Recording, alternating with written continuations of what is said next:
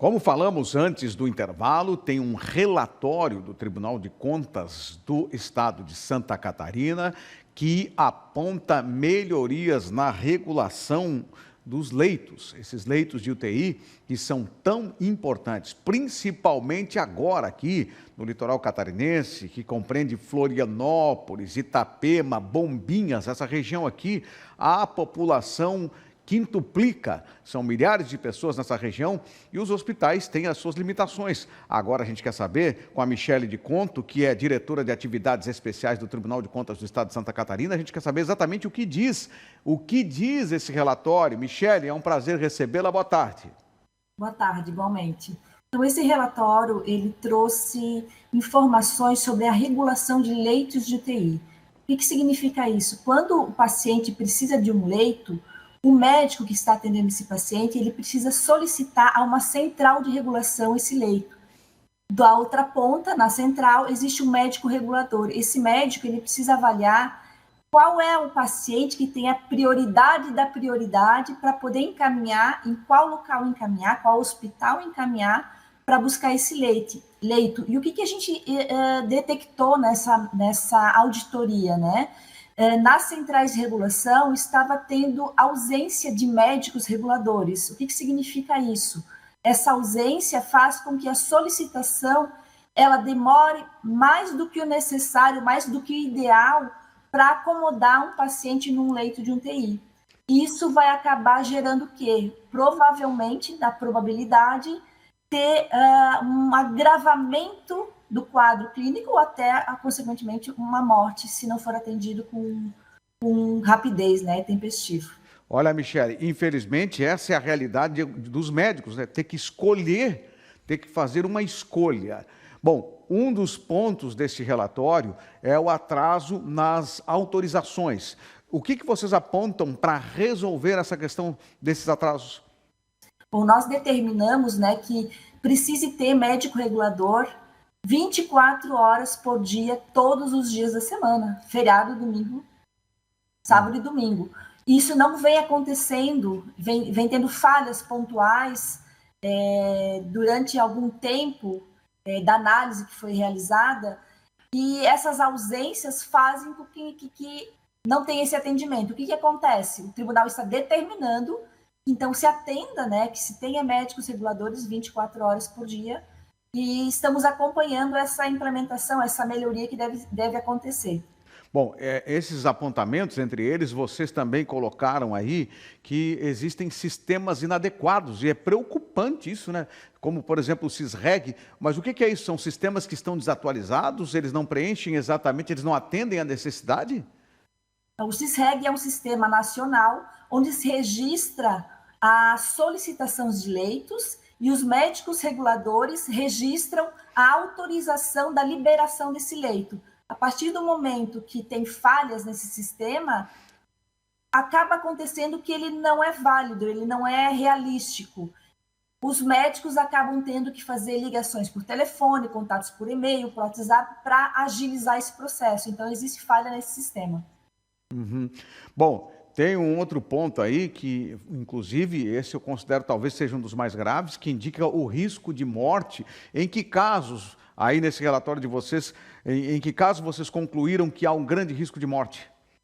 Então, como eu havia falado, o processo entre a solicitação, a autorização e a acomodação do paciente num leito de UTI, e especificamente em leito de UTI que a gente está falando, nos casos mais graves e críticos, a partir da hora que entre a solicitação e a autorização há uma demora, segundo os estudos científicos e estudos da Universidade da Califórnia, de Chicago, acontece que, além das 6 horas, já começa a ser um estado crítico que pode agravar o caso do paciente. Então, tem que ser algo ágil, tem que ser algo tempestivo, tem que ser algo entre a solicitação e a autorização muito rápido para agilizar esse processo e não ter algum agravamento.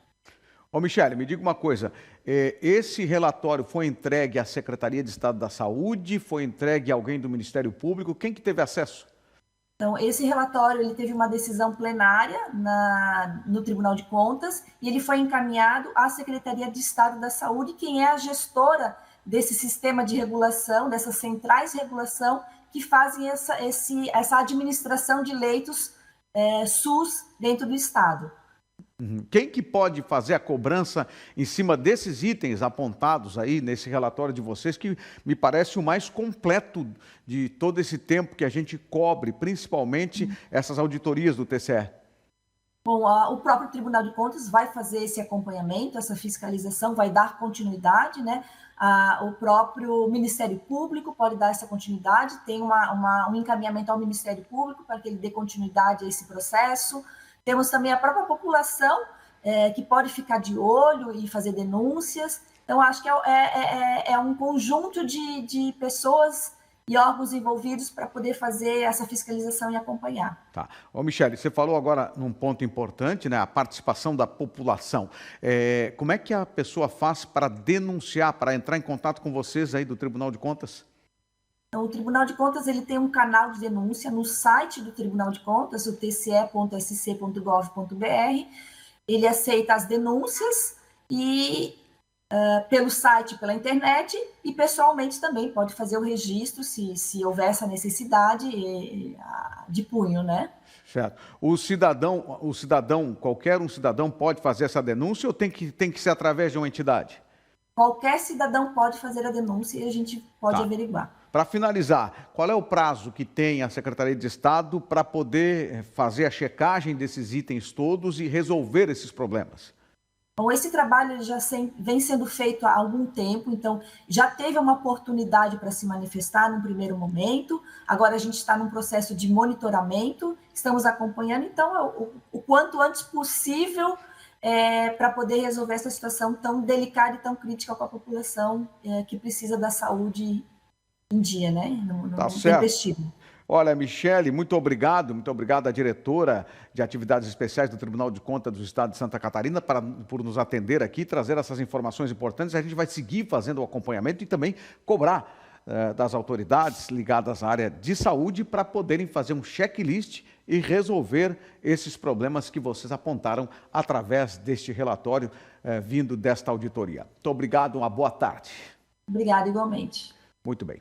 Olha, atenção, fique atento, porque a partir do próximo dia 10, os caminhões não poderão mais trafegar no centro de Balneário Camboriú. A Prefeitura de Balneário Camboriú estabeleceu restrições temporárias ao trânsito de veículos pesados na área central durante o período de alta temporada. O decreto 12.799, ele vai vigorar do período de 19 de dezembro a 4 de janeiro e tem o objetivo de proibir o trânsito de caminhões de concreto e também aquelas caçambas de resíduo sólido em determinadas áreas da região central da cidade. A norma proíbe as circulações de caminhões de concretagem, concretagem bomba e veículos de transporte de materiais de construção na chamada Zona Central de Tráfego. Também fica vedada a permanência de caçambas coletoras de resíduos sólidos nas vias públicas da região durante este período.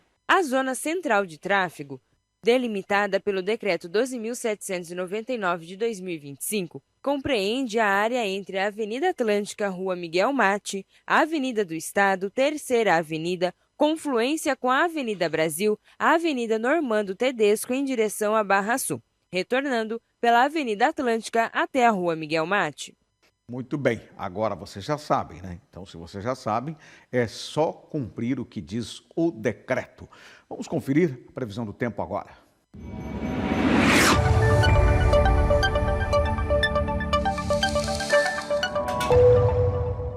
Nesta quinta-feira, na região da Anfre, tarde com muitas nuvens e chuva, mantendo o tempo mais fechado. À noite, a chuva continua de forma persistente, temperaturas entre 15 e 25 graus. Em Florianópolis, tarde com céu nublado e chuva, e o tempo segue úmido. À noite, também chove, com sensação de mais frio. Temperaturas variando entre 16 e 23 graus.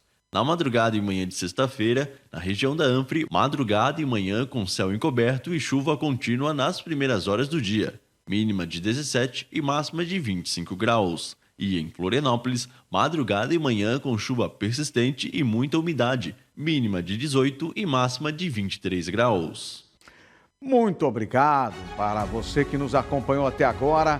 Tenha um bom almoço. Quem não almoçou ainda, quem já almoçou, permaneça aqui na TVC. Fica colado aqui porque é a melhor programação para você. Muito obrigado.